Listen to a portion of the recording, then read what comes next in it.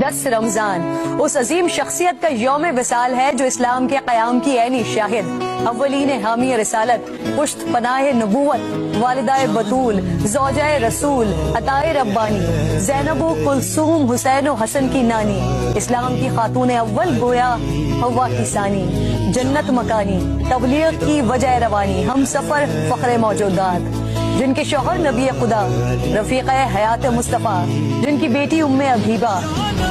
داماد شیر خدا، توقیر چوکھٹے سردار الانبیاء، طاہرہ فارسہ کوہ وجود و سخا، منبع پارسائی و تقوی، ناصرہ محسنہ خاتون حجاز، عقیلہ قریش، محسنہ اسلام، ملکۃ العرب، خدیجۃ الکبریٰ رضی اللہ تعالی عنہا، جن پر آسمان سے سلام اٹھا، بغیر کسی توقف کے ایمان لانے والی، راہ تبلیغ میں ساتھ بٹانے والی، محبوب خدا کی دل جوئی کرنے والی، مصطفیٰ کے زخموں کی شاہد، امت کے غم سے بوجھل قلب مصطفیٰ کی تسکین کا سبب بننے والی، آپ کے گھر کو مسکن ترویج دین بنانے والی،